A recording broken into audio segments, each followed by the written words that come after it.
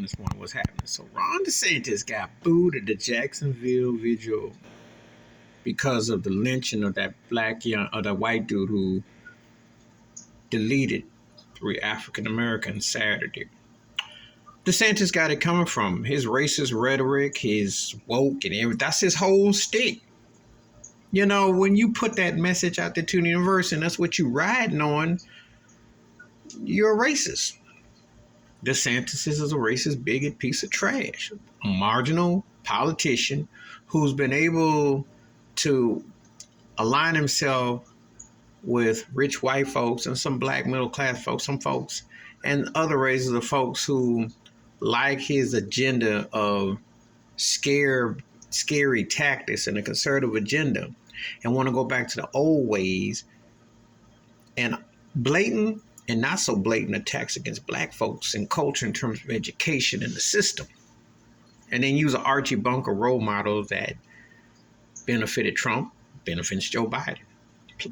Problem is that DeSantis is too light in the cakes to box on them level of weight. He doesn't have the personality and he doesn't have the depth.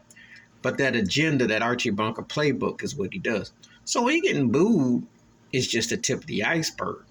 But if he's getting booed like that in Florida, what do you think is going to happen out here? And what do you think happens when these racist cops and these other white folks who are setting it off because cats like him have said, oh, whitey world, we're afraid of those ninjas and we have to be protected against them. Don't teach them nothing. Don't tell the story of how we had them for auction and how we sold them off and in Florida fell them to the alligators. Don't tell the truth.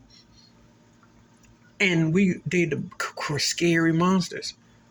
Young white boy sitting up on his computer, if he ain't gaming, gets this built-in adrenaline, this rush, sees these black figures. DeSantis says, yeah, you remember when LeBron James was here and Dwayne Wade was here and all that, and all they calls and Chris Bosh, and they spoke out and Trayvon Martin, stand your ground.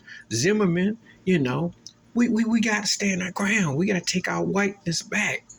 They're getting money. They're getting this. They're taking out. This is what gets sold. And these lies get sold. You see. But DeSantis don't tell you is that for one token Tim Scott, most people up there represent the white oath. That's what they're representing. And see, if you get booed at a vigil for prayers for anything, you are evil.